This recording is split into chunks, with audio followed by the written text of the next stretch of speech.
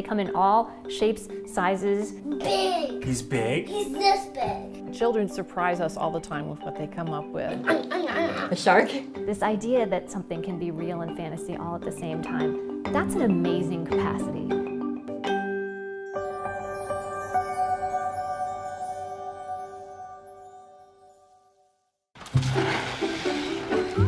The children that create imaginary companions are not typically quiet loners. They are less shy, so it's exactly the opposite of the stereotype. And they also are very sociable. They like people. Plunk them down in a lab, and you'll find yourself captivated. Really? Yeah. Does he like that? Yeah.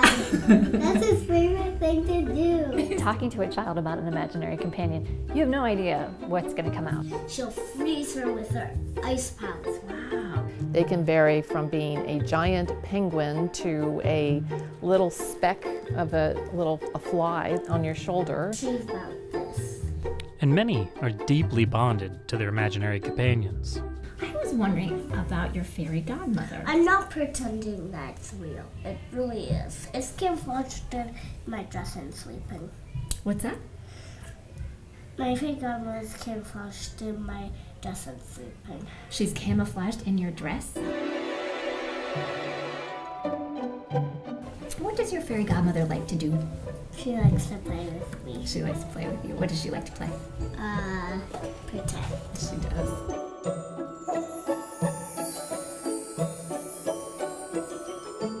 We also like pretending that we're bears. Bears?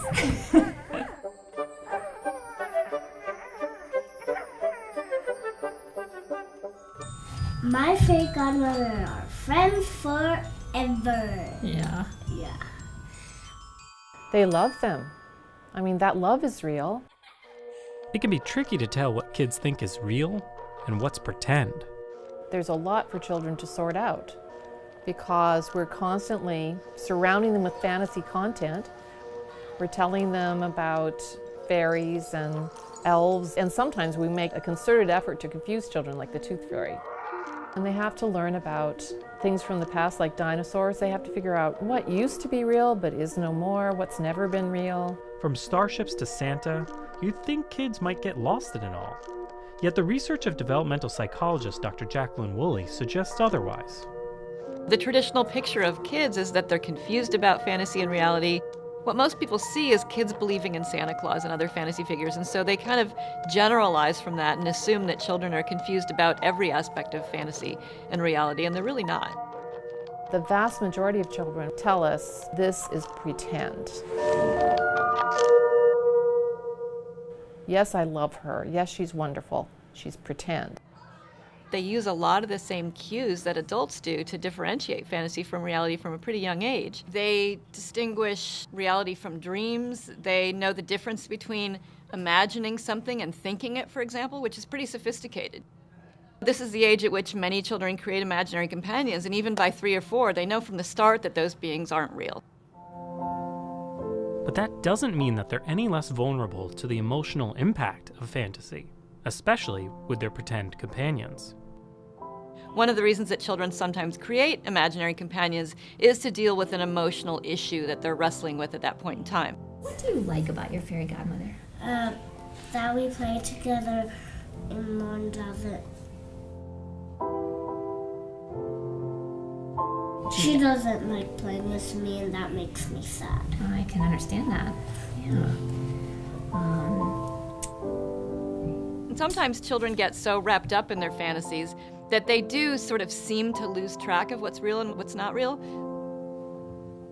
The way that I think about it is there's this kind of magical bubble in which the children and their imaginary companions live. And they know that the bubble exists, and they choose not to pop it. Often, they even pull us into that bubble. Then one time we gave the child a play phone and said, why don't you phone them up and tell them to come to the lab? That was not a good idea because then we'd have to wait for the imaginary friend to show up.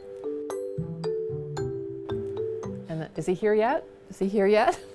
I have a very deep fondness for a herd of cows. They were little tiny cows, and they were different colors.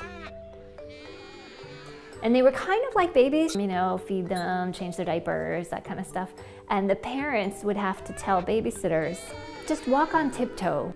If you walk on tiptoe, then you won't step on the cows. If you just walk regularly, then you might step on the invisible, colorful herd of cows. And as fun as it is to create whimsical or persuasive companions, many researchers see this type of play as a potential stepping stone in the life of a child. The kind of mind that can reason about the past and think about the future is the kind of mind that can come up with an alternative and imagine things that don't exist. So I think engaging in pretend and imagining kind of primes the pump to make people more creative. And we're actually testing that in our lab right now. We have an extensive interview to get at their fantasy orientation and to get at whether they have an imaginary companion or not. Some children might fantasize about unicorns or monsters or flying. Yeah. Others might be more grounded, playing house and becoming firemen. She's my daughter. Your daughter. Oh. And then you have kids in the middle. So maybe they imagine that they're a princess, or maybe they imagine that they're an astronaut. So things that aren't impossible, but they're unusual. And we actually think that kids who engage in that type of imagination will perhaps perform better on our creative problem-solving tasks.